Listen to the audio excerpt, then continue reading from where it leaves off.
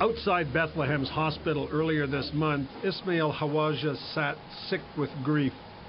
The Israelis had killed his wife Huda, he told CBC, with an explosion at their home. As is often the case, his story of abuse by soldiers couldn't be verified. The army had nothing to say, and what was happening inside the refugee camp was off limits to foreign reporters. But not to the Israeli media. An Israeli camera went right along with the soldiers, right into the briefings, and right into the Hawarjeh home. The army blew off the door and inside found Huda Hawarjeh mortally wounded on the floor.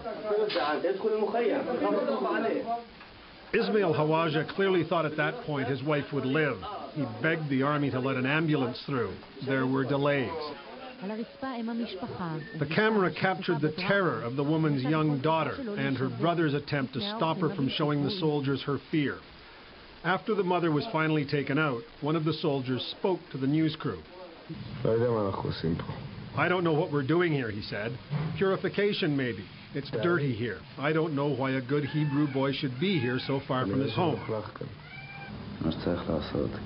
Another soldier said he approved of the operation and that it really wasn't so bad. The soldiers then tore the house apart, evidently looking for weapons.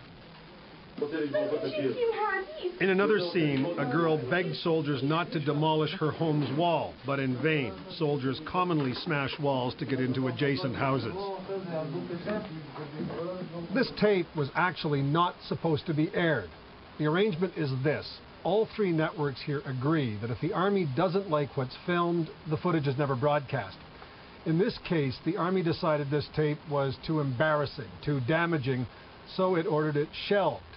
But this past weekend, Israel's Channel 2 decided to break the embargo, and the army and the government and a lot of viewers did not like what they saw. So, on the one this side, Israeli official, who strongly condemns Palestinian censorship, had this to say. I would have expected, a little bit more, I would call it self-censorship on the part of the Israeli media. Israel's second biggest newspaper splashed it all over page 1 today under the headline, "Gaffe." The army, after trying to suppress distribution of the pictures, expressed contrition for its soldiers' actions. Our action is so difficult to be done that it's, I would say, to the extremities of acceptance.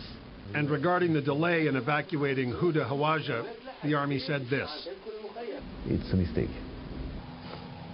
Neil MacDonald, CBC News, Jerusalem.